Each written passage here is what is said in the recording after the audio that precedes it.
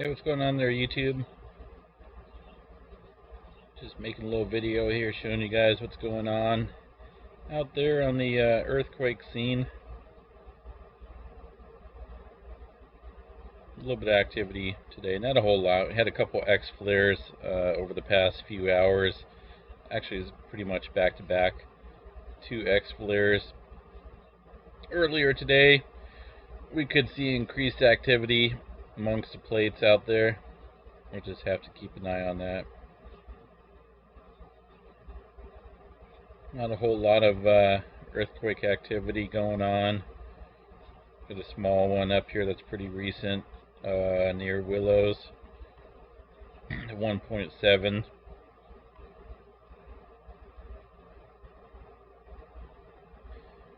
Another smaller one down here, down there by Morro Bay, 2.3. So once again, some small minor activity out here along the west coast, and some activity up there in Yellowstone National Park, right here. Southern California up here.